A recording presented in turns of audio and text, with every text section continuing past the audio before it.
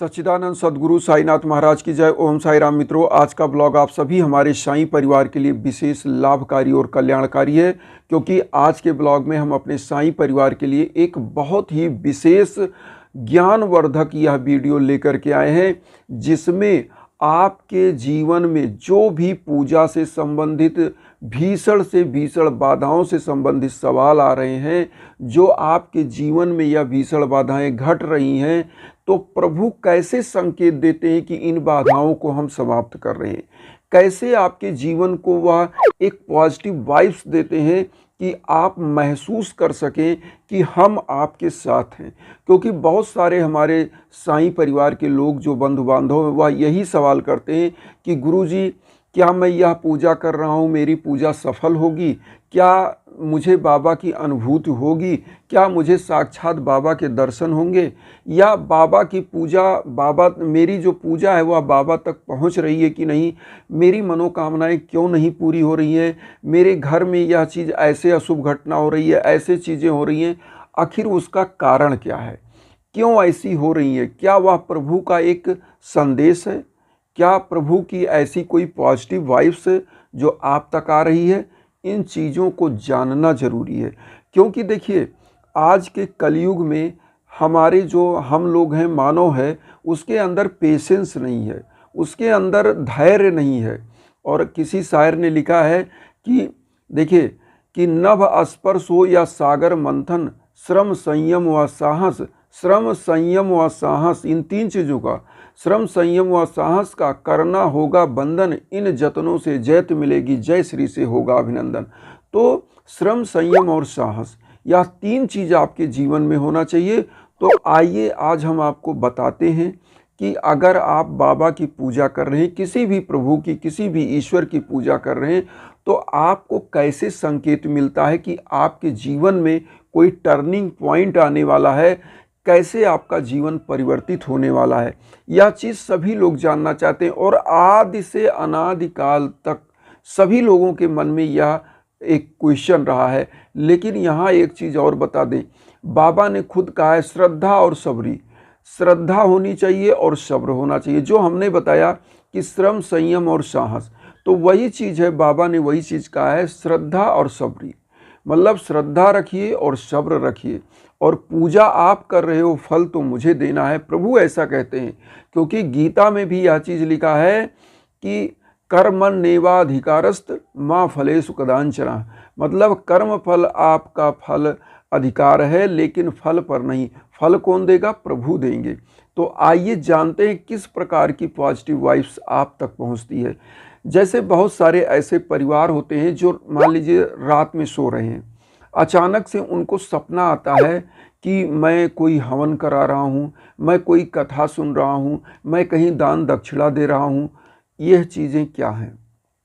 अब इसके बारे में मैं पहले बता दूं, फिर आगे दूसरे स्टेप पर बताऊंगा कि अगर आप पूजा कर रहे हो, जम्हाई आ रही है, आँख में आंसू आ रहे हैं, या कोई चीज़ पूजा की थाली आपकी गिर रही है, या आपके घर में कुछ ऐसे जीव जंतु आ रहे हैं, तो उनका क्या सिम्टम है। तो आज सबसे पहले ये जो हमने बताया कि अगर आपने ऐसा स्वप्न देखा है कि आप पूजा कर रहे हो, दान दक्षिणा कर रहे हो, कोई कथा सुन रहे हो, तो इसका क्या मतलब है।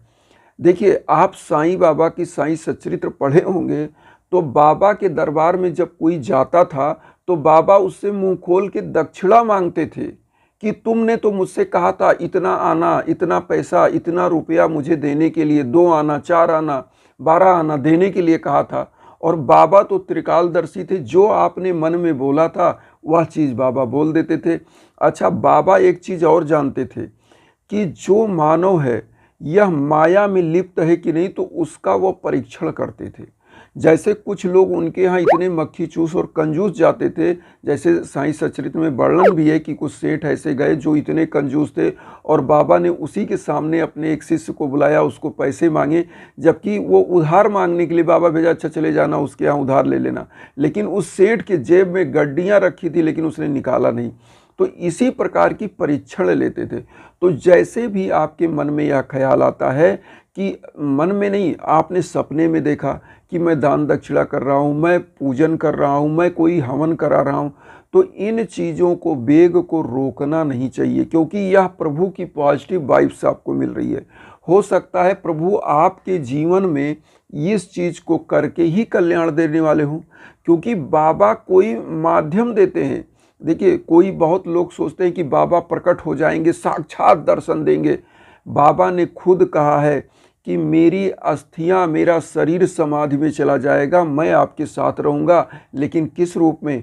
आप मुझे पुकारोगे, आप मेरी अनुभूति करोगे, मुझे साक्षात थोड़ा ऐसे देख लोगे कि बाबा आ रहे हैं। ठीक है, बाबा को किसी माध्यम में आप देख लोगे, लेकिन साक्षात बाबा नहीं आएंगे। उनकी ऊर्जाएं आप तक आएंगी, जो उनकी पॉजिटिव वाइब्स हैं वो आएंगी, और वह आपकी रक्षा और सुरक्षा करती हैं। क्योंकि बाबा ने 11 वचन में क्या कहा है? मुझे सदा जीवित ही जानो, अनुभव करो सत्य पहचानो। मतलब मुझे हमेशा, भले मेरी शरीर समाधि के अंदर चली गई हो, लेकिन मैं आपके बीच में हूँ, मेरी अनुभूति करिए और सत्य को पहचानिए। तो यह चीज़ें होती हैं। बहुत सारे लोग कहते हैं मैं सोच रहा हूँ कि गुरुजी से हवन करा लूँ, लेकिन उनके अंदर क्या था? नहीं यार, ये हवन तो मैं नहीं कराऊंगा। सोच रहे हैं करा लूँ नहीं कराऊँ, करा लूँ नहीं कराऊँ, इस बीच में वह फंस जाते हैं। और होता क्या है कि आपको एक निगेटिव ऊर्जा घर कर जाती है। कारण है कि समाज में बहुत सारे बहरूपिये भी आपको मिलते हैं, जो आपको कहीं ना कहीं ठगे होंगे। तो आप क्या उसी चश्मे से सबको देखते हो कि वो भी ठग होगा? क्योंकि आपका एक क्या बन जाता है, एक नज़रिया बन जाता है समाज के प्रति कि हर आदमी चोर है। एक आदमी आपके साथ गलत किया तो आप हर आदमी के, लेकिन इसी किंग कर्तव्य विमूढ़ अवस्था में आपका जीवन बर्बाद होने लगता है। तो इसलिए जब भी आप सपने में कोई ऐसी चीज़ देखते हैं तो वह आपके साथ अशुभ नहीं है, वो प्रभु की पॉजिटिव वाइब्स है।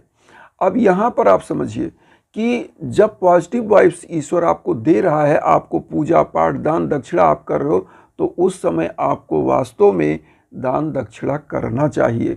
अच्छा, कई बार क्या होता है, आप पूजा करने जाते हो, अब आपको बताते हैं उबासी आना या जम्हाई लेना। जैसे आप पूजा करो, मुँह भाग, हाँ, ऐसे आपको जम्हाई आ रही है। ये क्या है? ये एक ऐसी ऊर्जा है जो आपके आसपास है। जब आप उन मंत्रों का संचालन करते हो, आप अपने मुंह से बोलते हो, मंत्रों का जाप करते हो, चैंटिंग करते हो, तो होता क्या है? ईश्वर की एक पॉजिटिव रेज आपके ऊपर आती है, और वह पॉजिटिव रेज करती क्या है कि आपके अंदर ऊर्जा भर देती है। जैसे आपने देखा होगा बहुत लोग अंगड़ाई लेते हैं। वह अंगड़ाई क्या है? अचानक से आपकी शरीर में जो ऊर्जा स्टोर होता है, उसको वह बहुत तेज अंगड़ाई लेके शरीर में एक विकास होता है, वृद्धि होता है, एक उसका डेवलपमेंट होता है। इसीलिए छोटे बच्चों को आपने देखा होगा, उनको भगवान क्यों कहा जाता है? वह अपने आप में मुस्कुराते रहते हैं। कभी आप देखिए छोटा बच्चा है वो मुस्कुराता है, क्योंकि उसका ईश्वर से डायरेक्ट कनेक्शन होता है। वह माँ के गर्भ से आता है और ईश्वर से उसका कनेक्शन। इसीलिए कहते हैं जो छोटा बच्चा होता है वो भगवान का रूप होता है, क्योंकि वह असहाय होता है, वह किसी का कोई अहित नहीं कर सकता है, किसी के बारे में गलत नहीं सोचता, वह सबके गोदी में चला जाता है, सबके पास।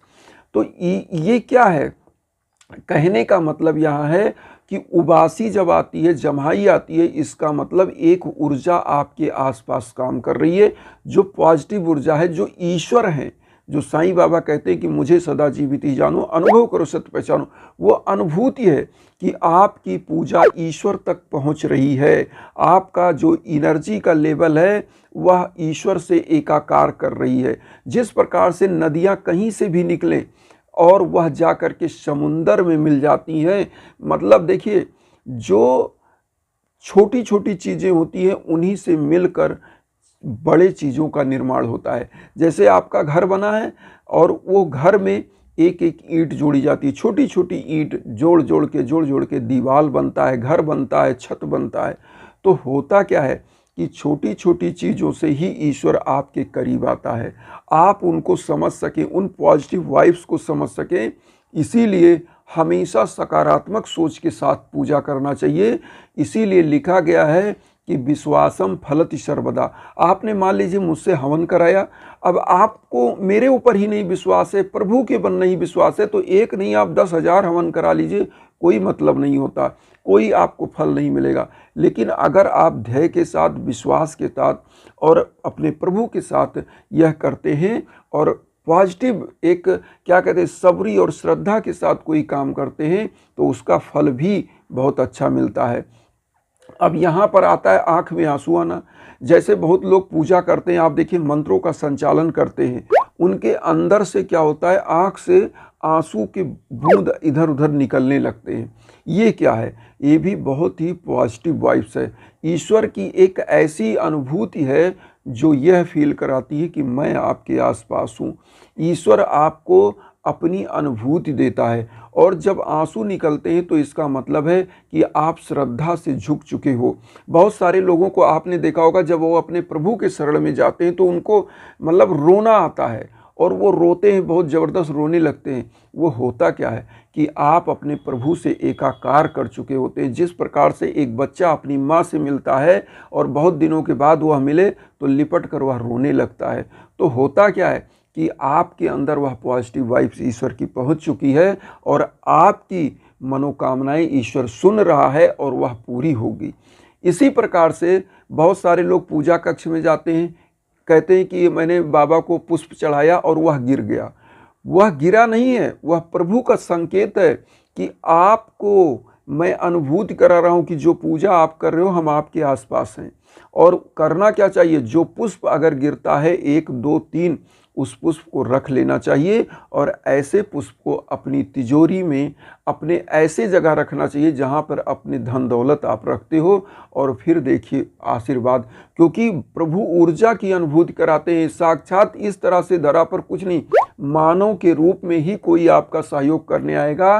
वो करेगा कौन? वो बाबा ही करवाते हैं, भगवान ही करवाते हैं। लेकिन कहिए भगवान साक्षात आप क्या करने चले आए कुछ करें तो वो नहीं, क्योंकि इसलिए यह बात मैं बता रहा हूँ, इसको भी समझ लीजिए। अगर हम बहुत ज़्यादा समझाएं तो वीडियो भी बड़ी हो जाती है, इसलिए हम समझा नहीं पाते हैं आप लोगों को। लेकिन थोड़ा सा आज हम आप लोगों से क्षमा चाहेंगे, आज समझिएगा कि जैसे प्रभु मानव के रूप में कैसे आते हैं। देखिए समस्त आत्माओं का, जितने इस धरा पर जीव जंतु हैं उन सभी की आत्माओं का अगर एकाकार कर दिया जाए, जिस प्रकार से हमने बताया कि एक एक ईंट जोड़ करके ही घर बनता है, तो उसी प्रकार से समस्त आत्माओं का, जीव जंतुओं का अगर पूरे जीव जंतुओं का सम्मिलन कर दिया जाए तो वह ईश्वर का रूप होता है। इसीलिए कहा जाता है हमारा जो दर्शन है, ईश्वर कण कण में विराजमान है, समस्त जगहों पर चराचर जगत में व्याप्त है ईश्वर। तो कहने का यहाँ मकसद होता है कि यहाँ पर ईश्वर आते कैसे, मानव के रूप में, किसी जीव जंतु के रूप में, आपके सहयोग के लिए। जैसे आप पहले देखते थे बैलों से खेती होती थी, तो बैल कौन थे? वह ईश्वर ने उस जन्म में कोई ऐसा कर्म किया होगा जिसको बैल बना दिया। वह क्या कर रहा है? वह आपका सहयोग कर रहा है। तो प्रभु ने भेजा उस बैल को कि जो आपके खेत में कृषि का कार्य कर रहा है, खेतों को जुताई कर रहा है। तो वो कौन? कर्म आपके द्वारा हो रहा है, लेकिन आपका सहयोग वह बैल भी कर रहा है। भले उसको थोड़ा सा भूसा चारा आप देते हो, लेकिन जो अन्न होता है, जो अच्छी चीज़ होती है, वह आप खाते हो। तो ईश्वर इसी रूप में आपके सहयोग करते हैं। अब यहाँ पर आता है कि पूजा की थाली या कोई छींक दिया, आप पूजा करने जा रहे हो, कहीं आप जा रहे हो, तो देखिए कहीं आप जा रहे हो अगर कोई छींक रहा है तो इसका मतलब तो होता ही है कि कुछ ना कुछ बाधाएं थी।